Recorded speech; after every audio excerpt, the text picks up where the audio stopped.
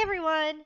I thought I'd do a little quick video on my art journal that I did today. I just took some purple acrylic paint, watered it down, and painted my page with it at first. And what I wanted to do was experiment with alcohol ink. I had bought some, not really knowing how to use it, what to do with it. And my thought was I wanted to use it to kind of drip it down the paper to make it look kind of like wax was dripping down the sheet. Well, as you can see, that ain't what it looks like. So I wasn't too thrilled with that idea. I don't know if it's just the alcoholic itself or what. So, but I bought a dauber today with some blending, the blending liquid. And so I thought, well, I'll just try to blend it all together, which is what I'm trying to do there, to just try to make it look halfway decent. Well, that looked worse. So then I got the purple paint and try to paint over it again to try to, you know, help it along. And as you can see, it's very splotchy. And so I've learned what not to do. But I wasn't going to give up. You know, my art journal is just for experimentation and just for me to grow. So I thought I'll just keep going. So I've stamped some of my script saying on there. I always like that. I think that looks kind of cool.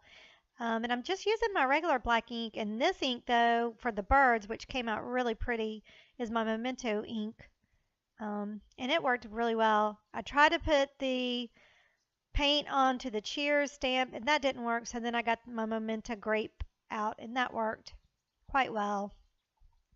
Then I had bought a pack of paper today, 4x6, I think, or 4x7, the smaller ones, and it's Once Upon a Time, and oh my gosh, I love it, y'all. It is such pretty paper. So I chose this one because it looked, it seemed to fit better as far as color-wise goes. And the little edges there are embossed, and it's so cool. And again, I've just used my Memento ink on a new stamp I bought today, the musical one.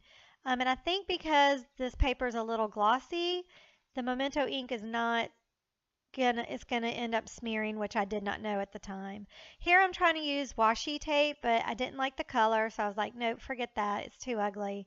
So I'm just using double-sided repositionable tape, and that's where I smeared it because it wasn't dry and I didn't know. So I thought, oh, well, now I can use alcohol ink. And so that's what I'm doing there, which did work out really well. But then I got the great idea to, and I don't know why I thought to do this. Oh, wait, I must be inking still.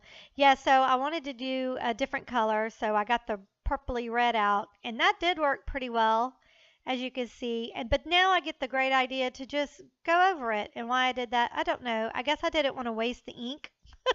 Plus, I did want to see if it would work on that paper since it's so glossy. And it did. It just covered up my green, which was so pretty to me. So then I used my black, which worked, onto the alcohol ink.